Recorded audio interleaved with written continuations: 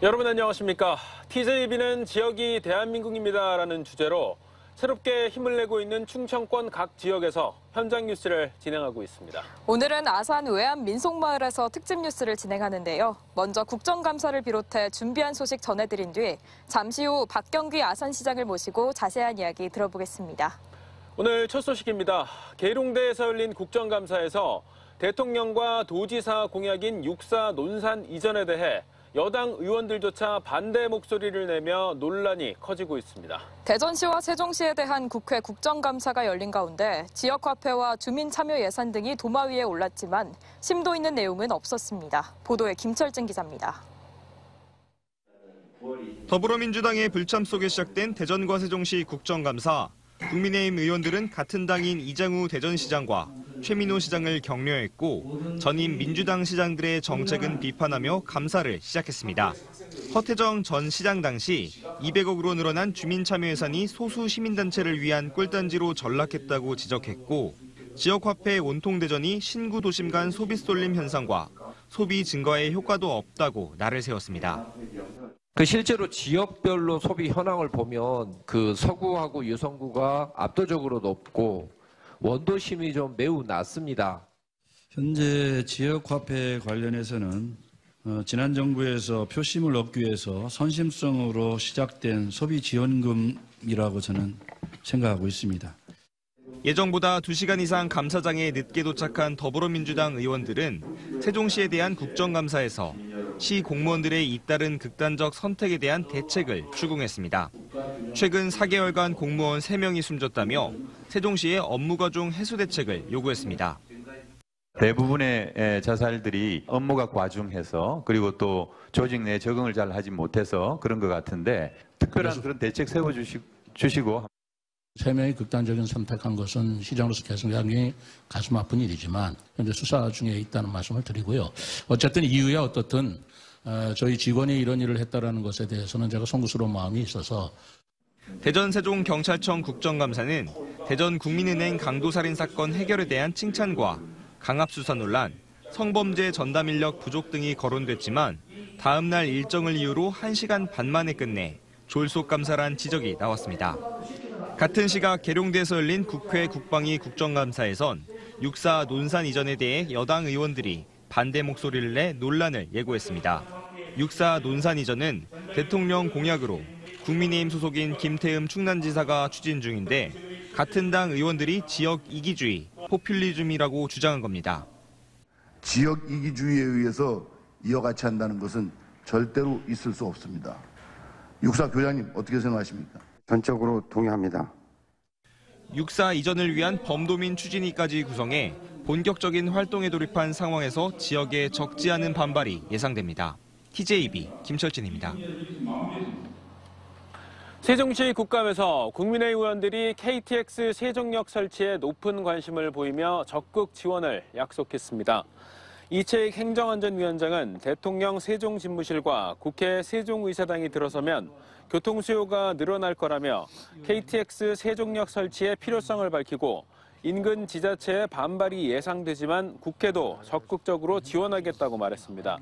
박성민 의원은 행정수도에 KTX역이 없다는 건 말이 안 된다며 KTX 오송역과 세종역이 윈윈할 수 있도록 교차 정차 등 대안에 대해 세종시와 충북도가 심도 깊게 논의해 줄 것을 당부했습니다.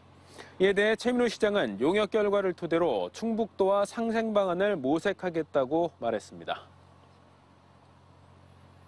직경 0.25mm의 한방침부터 부피가 큰 상자에 이르기까지 크기나 모양에 관계없이 웬만한 물건은 다 잡을 수 있는 로봇 손이 개발됐습니다.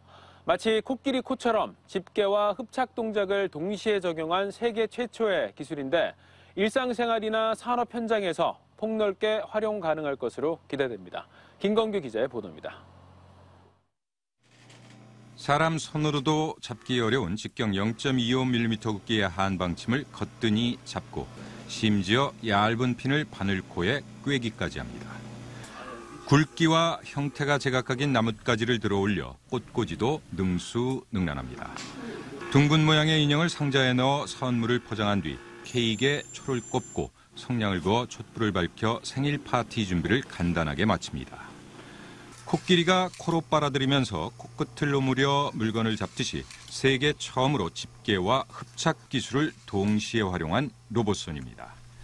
종전엔 집게나 흡착형 별도 기술이 적용됐는데 흡착형만으로는 불가능한 겹쳐진 얇은 종이나 구멍 뚫린 배수망을 손쉽게 집을 수 있고 집게형의 한계를 보완해서 집게 면적의 최대 10배까지 들 수 있습니다.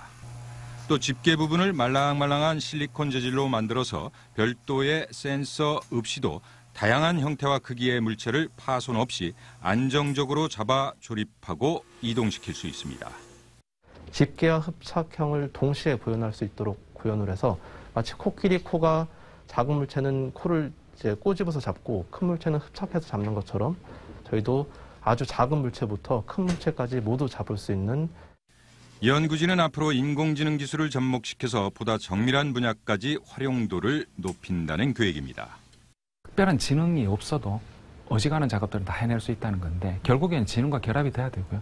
지능하고 결합이 되면 안 되는 작업이 거의 없는 단계까지 도달할 수 있을 것으로 그렇게 생각을 하고 있습니다. 연구진은 이 기술을 민간의 기술 이전에 양산을 준비하고 있으며 앞으로 가사용부터 포장, 배송, 부품 조립 등 산업과 서비스 분야에 폭넓게 적용 가능할 것으로 기대합니다. TJB 김건규입니다.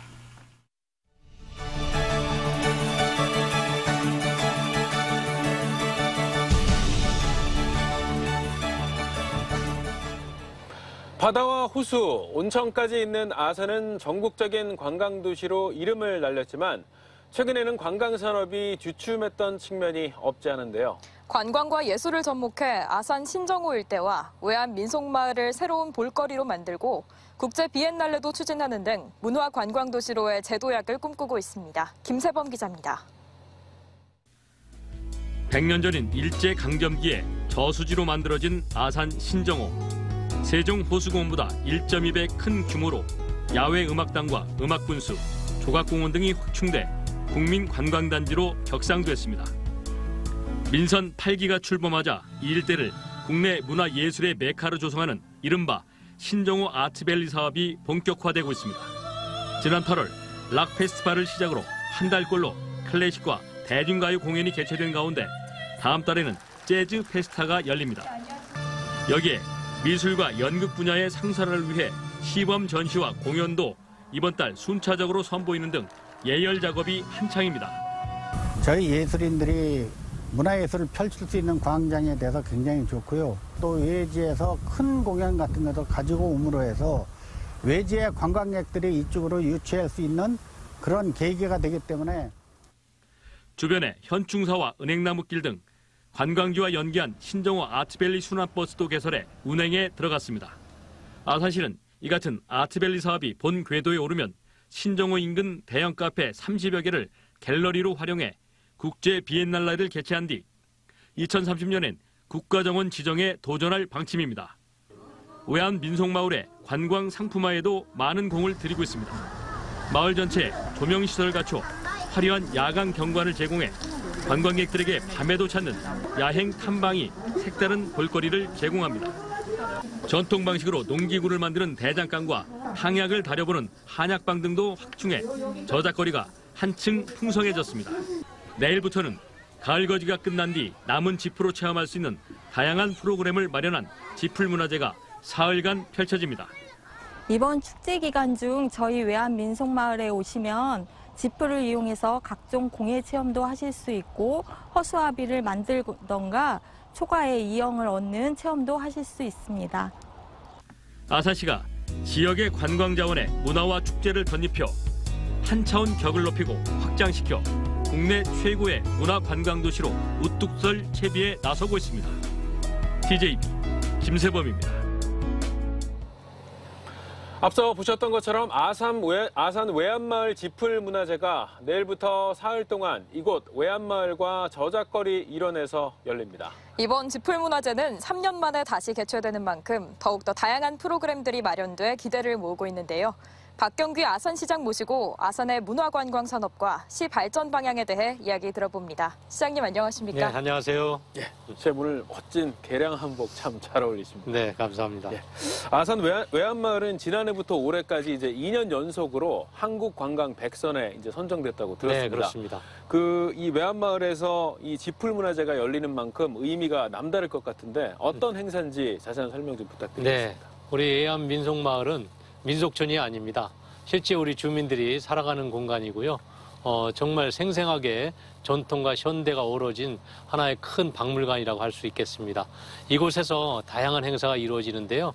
지풀공예도 체험하실 수 있고 또 이간 선생님의 관혼상제도 전통적인 모습을 재현해서 볼 수 있겠습니다. 또 이 마을 자체가 모두 생활 공간이고 양반가와 또 일반 서민가의 이런 가옥과 가재 도구들이 잘 보존되어 있고 그걸 지금 이용하고 있습니다. 마을 구석구석을 다니면서 이런 전통 마을을 체험해 볼 수 있습니다.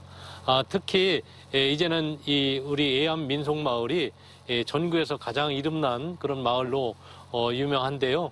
밤에도 즐길 수 있습니다. 지금 보시는 것처럼 야간에 오시면 특별하게 야간 해설을 통해서 또 달빛 유람을 하실 수 있습니다.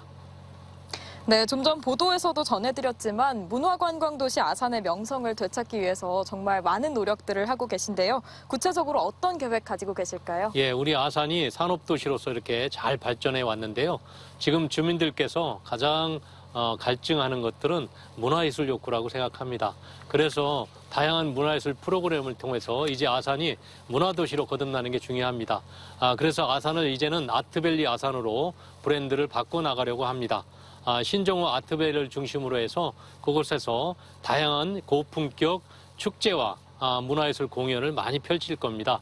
또 그 주변에는 아름다운 카페들이 있는데요. 그 카페들을 갤러리로 이용을 해서 국제 비엔날레로 개최하려고 합니다.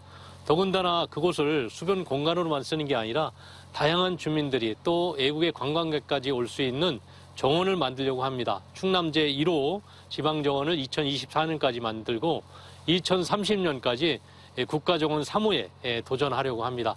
이렇게 정원과 문화예술이 복합적으로 이루어진 수변 공간과 문화예술을 즐길 수 있는 복합 문화공간으로서 신정호 아트밸리가 문화예술의 플랫폼 기능을 하게 될 겁니다.